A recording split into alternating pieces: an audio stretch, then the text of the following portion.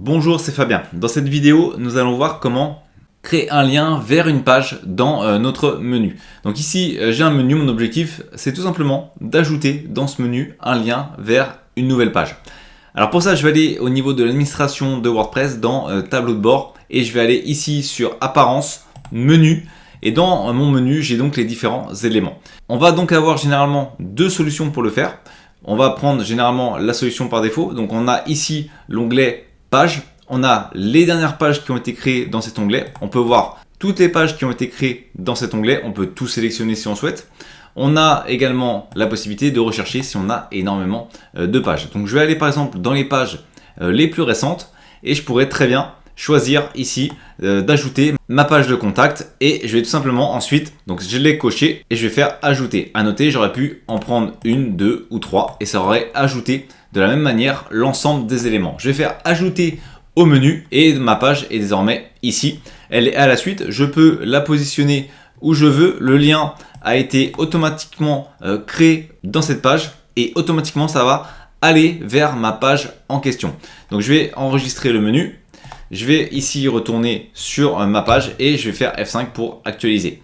Et comme prévu, j'ai bien désormais ma page qui est apparue ici entre Home et Service. Si je clique dessus, j'accède directement à ma page de contact. On peut voir qu'elle est en bleu puisque je suis sur cette dernière. Je peux bien entendu modifier au niveau de l'aspect, le passer en majuscule. Je retourne ici, je vais sur le titre de la navigation. Je vais faire ma page de contact. Je peux donc ici actualiser en faisant un petit F5 et désormais c'est bien en majuscule. Autre possibilité, au niveau de l'option de l'écran, je peux ici cliquer sur relation avec le propriétaire. Si désormais je vais ici, eh bien je peux indiquer par exemple un lien qui serait nofollow. Autrement dit, normalement les moteurs de recherche, lorsqu'ils verront le lien, eh bien ils ne suivront pas le lien, ils n'iront pas sur cette page. Donc ça peut être également un paramètre intéressant. Si vous souhaitez que cet élément soit accessible principalement par exemple pour vos visiteurs et pas pour les moteurs de recherche, vous pouvez indiquer ici nofollow pour dire aux moteurs de recherche qu'ils n'ont pas besoin d'accéder à cette page, qui se concentre plutôt sur le contenu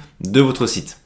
Donc si je retourne ici, je fais F5, si j'ouvre ici l'onglet développeur de mon navigateur, hop, je clique dessus et comme prévu, j'ai bien ici la référence nofollow qui apparaît. Maintenant, on peut également faire autrement. Donc, je vais choisir de faire un lien personnalisé. Donc, je vais récupérer l'URL de ma page et je vais tout simplement aller ici sur lien personnalisé, indiquer l'URL de ma page, indiquer de la même manière, hop, le nom de ma page. On va indiquer, allez, hop, ma page contact V2.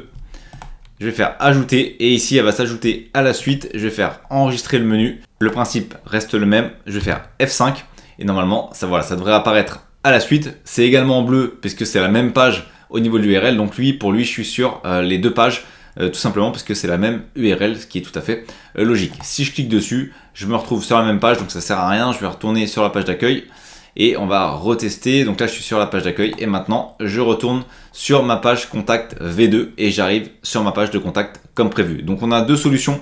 Soit on le fait avec un lien personnalisé, soit on choisit directement l'URL de la page. Alors ça peut être plus intéressant de passer par cette option puisque si on modifie l'URL de la page, eh bien cette dernière va être suivie.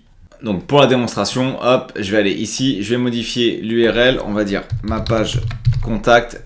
Alors qu'avant c'était ma page de contact, je vais mettre à jour et hop, ici je vais faire F5 et comme on peut voir, ma page n'existe plus donc j'ai aucun résultat, je me retrouve avec une erreur.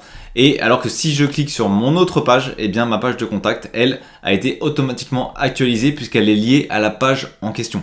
Ici, c'est un lien que j'ai renseigné manuellement moi-même et ici, c'est un lien qui est lié à la page en elle-même au niveau de la base de données de WordPress. Donc si je change l'URL, eh bien ça modifie également dans le menu l'URL puisque c'est lié à la page dont je viens de modifier l'URL alors qu'ici c'était quelque chose de manuel, alors qu'ici c'est quelque chose d'automatique. Et on a vu ici, en modifiant l'URL, eh bien j'ai toujours accès au niveau du menu à ma page. Donc voilà quelques éléments pour ajouter directement une page dans le menu WordPress. J'espère que ça pourra vous être utile. Merci d'avoir regardé cette vidéo. Si vous n'êtes pas abonné, j'espère que cette vidéo vous donnera envie de le faire en cliquant sur le bouton s'abonner et en activant les notifications pour ne manquer aucune des prochaines vidéos. De plus, vous trouverez dans la description un sondage pour déterminer les prochains sujets. À très vite pour une nouvelle vidéo.